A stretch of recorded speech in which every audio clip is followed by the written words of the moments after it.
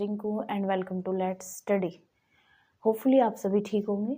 First of all a very good morning to all of you. आज का हमारा next topic है, पिछली क्लास में डेवलपमेंट और ग्रोथ के कंसेप्ट को हम समझ चुके हैं। आज हम पढ़ेंगे विकास की अवस्थाएं।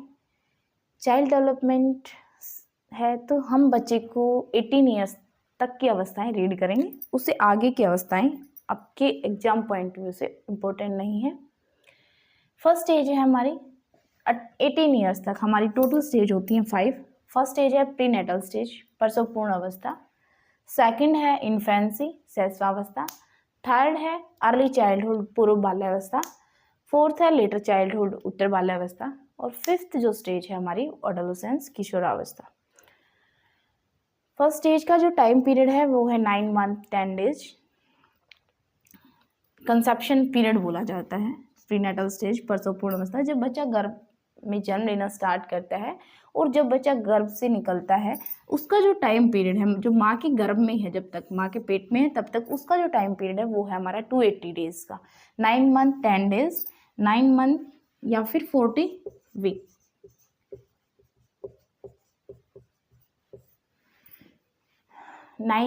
वन मंथ 30 डेज मल्टीप्लाई करेंगे तो 280 डेज। इस स्टेज में प्रसवपूर्ण अवस्था से ही जब बच्चा गर्भ में जन्म लेना स्टार्ट करता है, इसी अवस्था से बच्चे का विकास और ग्रोथ दोनों स्टार्ट हो जाते हैं, डेवलपमेंट स्टार्ट हो जाता है। फिजिकल डेवलपमेंट इस स्टेज में ज़्यादा ग्रो करता है, ज़्यादा तेज़ी से होता है फिजिकल डेवलपमेंट। और इस स्टेज में बच्चे के ऊपर या प्रीनेटल स्टेज में जब बच्चा है तो उसमें हेरिडिटी का ज़्यादा इफेक्ट पड़ता है बच्चे के ऊपर। एनवायरनमेंट का ज़्यादा रोल नहीं है क्योंकि माँ के गर्भ में, एनवायरनमेंट में तो आया ही नहीं है, माँ के गर्भ में है, तो हेरिडिटी इज मोस्ट इम्पोर्टेंट हो जाती है, मोस्ट इफेक्ट डालती है बच्चे के ऊपर। नेक्स्ट स्टेज है हमारी इन्फेंसी। एग्जाम पॉइंट व्यू से प्रीनेटल स्टेज ज़्यादा इम्पोर्टेंट नहीं है। सेकेंड स्टेज है हमारी इन्फेंसी। इसका टाइम पीरियड है 0 से 2 ईयर्स, 0 से 2 साल का बच्चा जब है उसके बारे में। इस स्टेज में भी फिजिकल डेवलपमेंट ज़्यादा तेज़ी से होता है, ज़्यादा ग्रो करता है। जैसे बच्चा जब जन्म लेता है तो उसका वजन है 2.5 किलोग्राम का। जैसे 2 साल का होता है तो बच्चे का वजन अप्रोक्स 9 to 11 केजी का हो जाता है बच्चा। तो क्या है कि बच्चे का जो ग्रोथ और हाइट है, जैसे हाइट और वजन है वो ज़्यादा इस स्टेज के अंदर ज़्यादा ग्रो करता है, ज़्यादा बढ़ता है। और बच्चा क्या करता है इस स्टेज में इमिटेट करना स्टार्ट कर देता है, नकल करना स्टार्ट कर देता है। जैसा पेरेंट्स कर रहा होता है उसको भी वैसा ही करने का मन करता है, उसको अच्छा लगता है कि अगर मम्मी मेकअप कर रही है तो उसका मन भी करता है कि मैं भी मेकअप करूं। तो बच्चा इमिटेट करना स्टार्ट कर देता है इस स्टेज में। और इस स्टेज में बच्चा सेंसेस के थ्रू ज़्यादा सीखता है, ज्ञानेंद्रियों से ज़्यादा सीखता है। जो हमारी 5 सेंसेज हैं उनसे बच्चा ज़्यादा सीखता है। जैसे आप मेकअप करना, मम्मी को देख रहा है तो सामने से देख रहा है, उसका मन करता है मेकअप करूं, आईज के थ्रू, हैंड के थ्रू। तो सेंसेस के थ्रू क्या करता है बच्चा इस स्टेज में ज़्यादा सीखता है। नेक्स्ट स्टेज है हमारी अर्ली चाइल्डहुड, पूर्व बाल्यावस्था। इसका टाइम पीरियड है हमारा 2 से 6 ईयर। इस स्टेज को एरिक एरिक्सन ने प्ले एज भी कहा है। एरिक एरिक्सन के अनुसार इस स्टेज को प्ले एज भी कहा है। इस स्टेज में बच्चा क्या है, स्कूल में जाना स्टार्ट नहीं करता 0 से 2 साल, तो प्री स्कूल एज बोला जाता है। प्री स्कूल, स्कूल से पहले की जो अवस्था है वो अवस्था है ये। प्री गैंग एज, इस अवस्था में बच्चा टोली में नहीं रहता।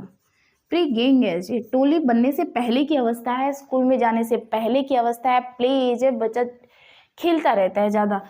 और टॉय एज है, टॉयज के साथ खेलना उसको ज़्यादा पसंद है इस अवस्था में। क्रिटिकल एज है, बच्चों को चोट लगने का भय जो होता है वो इस अवस्था में सबसे ज़्यादा रहता है। तो क्या है, क्रिटिकल एज है।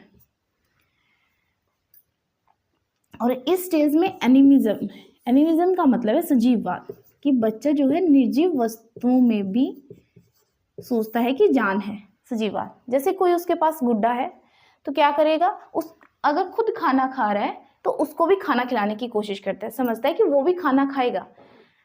तो क्या करते हैं, निर्जीव वस्तुओं में भी जीवन समझता है कि वो भी खाना खा सकते हैं। टोय तो खाना नहीं खाता, लेकिन बच्चा समझता है कि उसमें भी जीवन है, वो भी है, वो खाना खा सकता है, तो एनिमिज्म है। इस स्टेज में बच्चा क्या है, निर्जीव वस्तुओं में को सजीव समझता है। नेक्स्ट है सेल्फ सेंटर्ड है। इस अवस्था में बच्चा जो है सेल्फ सेंटर्ड, अपने आप करने का मन करता है कि मैं खाना मम्मी के हाथ से क्यों खाऊं, मैं खुद खाऊं। तो सेल्फ सेंटर्ड है, अपने काम खुद करने की कोशिश करता है। ट्रांसडक्टिव, ट्रांसडक्टिव का मतलब है कि जैसे चांद को चंदा मामा समझना, चांद को चंदा मामा, और बोलता है कि मुझे तो चांद नीचे चाहिए, लेकिन चांद तो नीचे आ नहीं सकता। तो क्या है, इस स्टेज में बच्चा ट्रांसडक्टिव की फॉर्म लेता है, मतलब चांद को चंदा मामा समझता है, ओरिजिनल फॉर्म को नहीं समझ पाता। इरेशनल थिंकिंग करता है, इरेशनल थिंकिंग, अतार्किक चिंतन करता है, मतलब तर्क नहीं होता उसकी बातों का, ठीक है, जो उसके मन में आता है वो बोल देता है। अतार्किक सोच रखता है, इरेशनल थिंकिंग करता है, और क्वेश्चनिंग एज है। क्वेश्चनिंग एज है कि बच्चा जो है इस अवस्था में क्वेश्चन ज़्यादा पूछता है, उसका मन करता है जो उसने देखा उसको पूरा डिटेल से समझे, तो क्वेश्चन करता रहता है, मम्मा ये क्या है, मम्मा ये क्या है, ठीक है।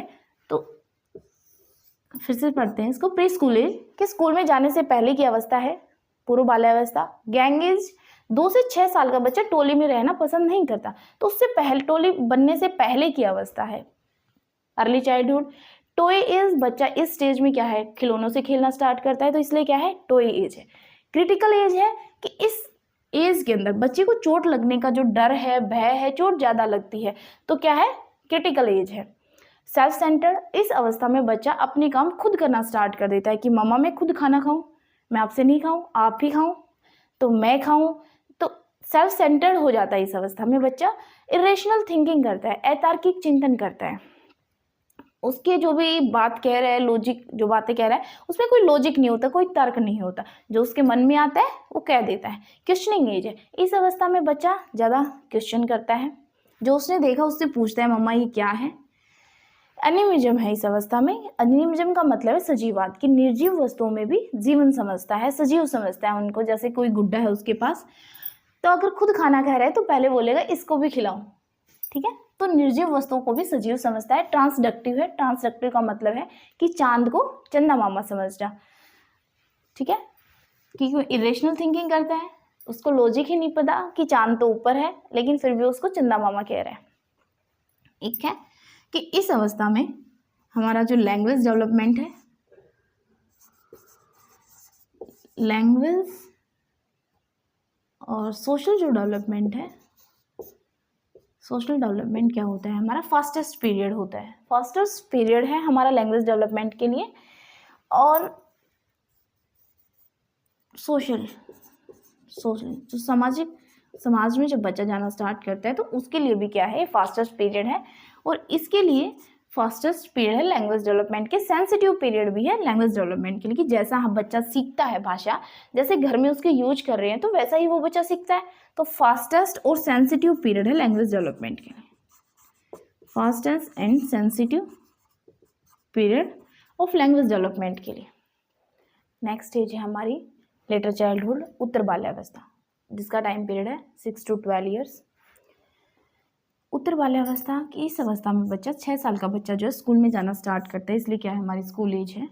इस अवस्था में बच्चा गैंग एज में रहता है, उसको टोली बनाना पसंद है, ग्रुप में खेलना पसंद है, तो बच्चा क्या है, इस स्टेज में गैंग एज कहलाता है।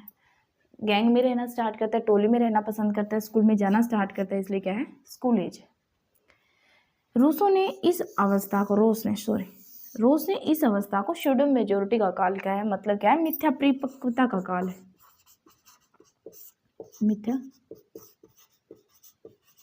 परिपक्वता का काल है, कि बच्चा भ्रम में रहता है कि मैं परिपक्व हो गया, लेकिन मैच्योर नहीं हुआ है, इसलिए क्या है, स्यूडो मैच्योरिटी का काल है। अपने आप को खुद समझता है कि मैं परिपक्व हो गया हूँ, मैच्योर हो गया हूँ, लेकिन हुआ नहीं है, इसलिए क्या है, रोस ने इसको स्यूडो मैच्योरिटी का काल कहा है। फ्रॉइड ने इसको लेटेंसी स्टेज का है, सुषुप्ता अवस्था। एरिक एरिक्सन ने इस स्टेज को इंडस्ट्री वर्सेस इंफीरियरिटी का नाम दिया है। इस स्टेज का बच्चा भी कितने साल का, उसका जो टाइम पीरियड होता है वो 6 to 12 ईयर्स ही होता है। तो हम इन सभी को क्या करेंगे, जोड़ के पढ़ेंगे। तो एरिक एरिक्सन की जो स्टेज है उसमें एक स्टेज है हमारी इंडस्ट्री वर्सेस इन्फीरियरिटी। इंग्लिश में एक ही नाम है, हिंदी में इसके कई नाम हैं। एक है उद्योग बनाम हीनता, दूसरा है परिश्रम बनाम निकृष्टता। तो हिंदी में इसके कई नाम हैं, हम इंग्लिश में नाम पढ़ेंगे इंडस्ट्री वर्सेस इन्फीरियरिटी। इस स्टेज में क्या है कि बच्चा अगर उसको काम मिल जाता है, ठीक है, तो क्या करता है, परिश्रम करता है और परिश्रमी हो जाता है, ठीक है।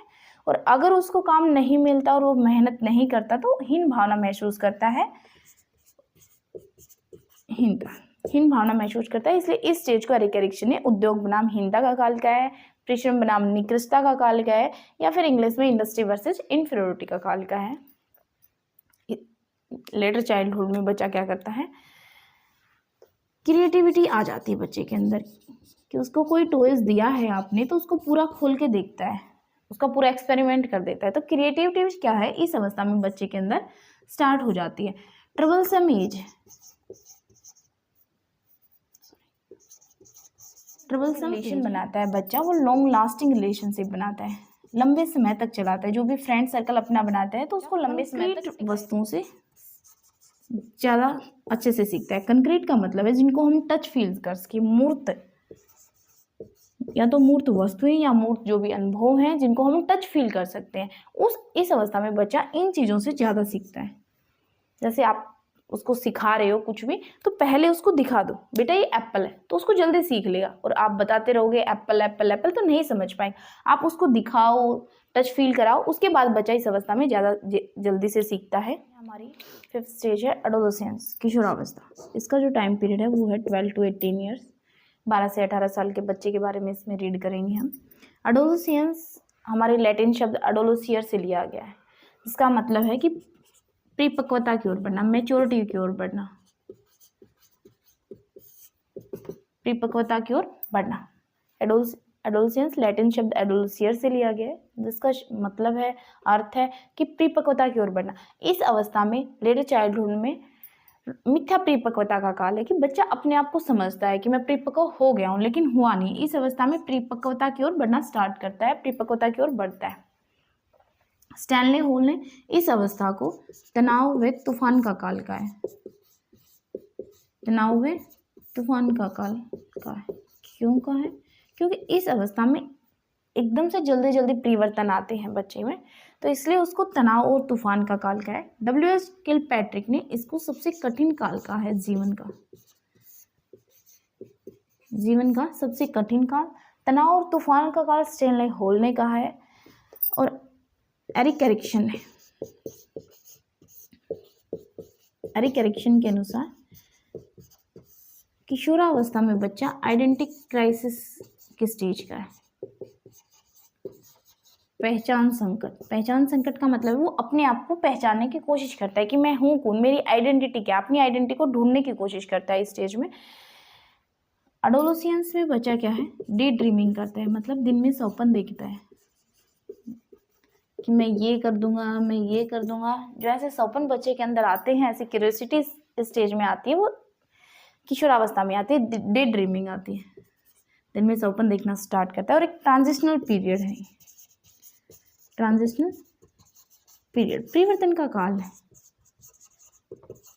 कि पहले जो बच्चा था वो चाइल्डहुड में था,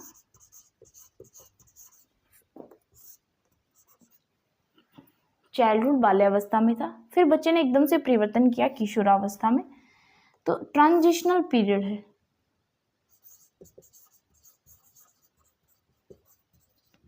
इस अवस्था में ना तो वह बच्चा है और ना ही वयस्क है,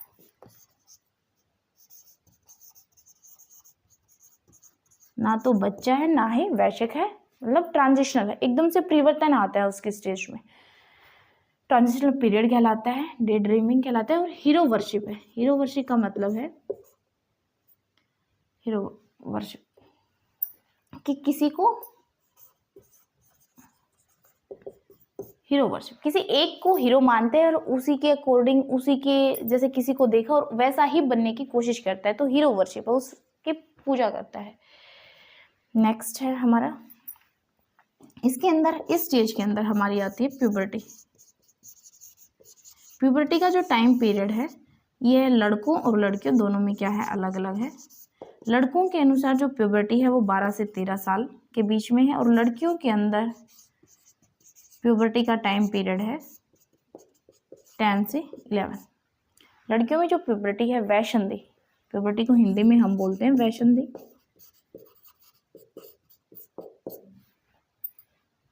लड़कों में इसका जो टाइम पीरियड है बाद में है 12 से 13 साल, और लड़कियों में 10 से 11 10 to 11 ईयर्स के बीच में प्यूबर्टी। इससे क्वेश्चन पूछे जाता है प्यूबर्टी के टाइम पीरियड को लेकर। दोबारा रीड करते हैं कि प्यूबर्टी का जो टाइम पीरियड है वो 12 to 18 ईयर्स है। एडोलेसेंस का टाइम पीरियड 12 to 18 ईयर्स है।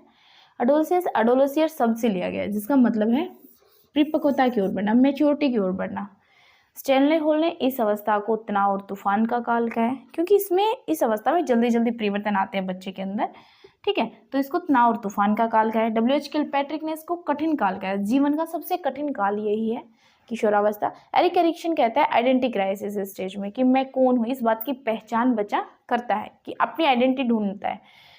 ट्रांजिशनल पीरियड है, ट्रांजिशनल परिवर्तन हो रहा है, चाइल्डहुड से बच्चा अडल्टहुड में जा रहा है, एकदम से किशोरावस्था में आता है और चेंज हो। इस अवस्था के अंदर ना तो वो बच्चा है, चाइल्डहुड में बच्चा है, इस अवस्था में वयस्क है, और ना ही वो इस अवस्था में वयस्क है।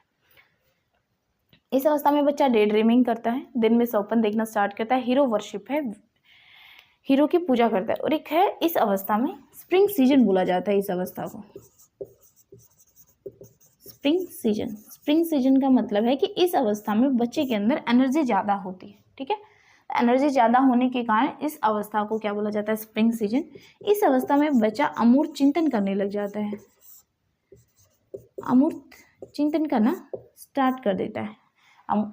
कंक्रीट का मतलब था कि जिसको हम टच फील कर सके, तो अमूर्त का मतलब है जिसको हम टच फील ना कर सके, जिसको हमें दिखाई भी नहीं दे रहा, उसके बारे में भी बच्चा सोचना शुरू कर देता है। जैसे बच्चा क्या है, इमोशंस के बारे में, ह्यूमिडिटी के बारे में या एनवायरनमेंट के बारे में, क्योंकि उसको वो चीज़ें दिखाई नहीं दे रही हैं, ठीक है, इमोशन किसी को दिखाई नहीं देते, उसके बारे में उसको समझ में आ जाता है, उसके बारे में चिंतन करना स्टार्ट कर देता है, ठीक है। तो इस अवस्था में बच्चा अमूर्त चिंतन करने लग जाता है और रेशनल थिंकिंग रहती है उसके अंदर, तार्किक चिंतन करता है। ऐसा नहीं है, बच्चा क्या है, रेशनल थिंकिंग करना स्टार्ट करता है, अमूर्त चिंतन स्टार्ट क्लास करना यहीं तक रखते हैं। हमारा टॉपिक क्या है, कंप्लीट हो गया है। इसके रिगार्डिंग अगर किसी को भी डाउट है तो कमेंट सेक्शन में ज़रूर बताएं, और इस वीडियो को लाइक करें, शेयर करें, सब्सक्राइब करें, और जो भी इस वीडियो को पहली बार देख रहे हैं सब्सक्राइब करना ना भूलें। Thanks guys, thanks for watching.